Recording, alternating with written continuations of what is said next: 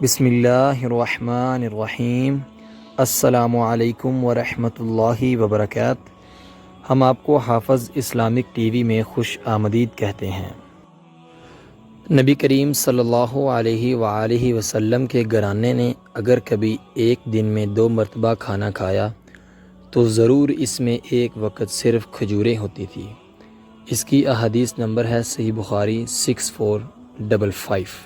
نبی کریم صلی اللہ علیہ وآلہ وسلم نے فرمایا، تہمت کا جو حصہ ٹخنوں سے نیچے لٹکا ہو وہ جہنم میں ہوگا، یعنی شلوار کا جو حصہ ٹخنوں سے نیچے ہوگا وہ جہنم میں ہوگا۔ اس کی احادیث نمبر ہے صحیح بخاری 5787۔ نبی کریم صلی اللہ علیہ وآلہ وسلم نے فرمایا، غصے کا وہ گھونٹ جسے کوئی بندہ اللہ کی رضا کے لیے پی لیتا ہے، اللہ کے ہاں اس سے بڑے ثواب والا کوئی گھونٹ نہیں۔ اس کی احادیث کا حوالہ ہے سنن ابن ماجہ 4189۔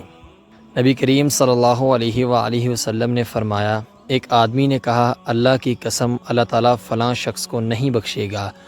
تو اللہ تعالیٰ نے فرمایا، کون ہے جو مجھ پر قسم کھا کر کہہ رہا ہے کہ میں فلاں کو نہیں بخشوں گا؟ میں نے اس فلاں کو تو بخش دیا، اور ایسا کہنے والے تیرے سارے عمل ضائع کر دیے۔ اس کی احادیث کا حوالہ ہے صحیح مسلم 6681۔ اسے شیئر کرنا آپ کے لیے صدقہ جاریہ بھی بن سکتا ہے۔ اللہ تعالیٰ عمل کرنے کی توفیق عطا فرمائے، آمین۔ ملتے ہیں آپ سے کسی نیکسٹ ویڈیو میں، تب تک کے لیے اللہ حافظ۔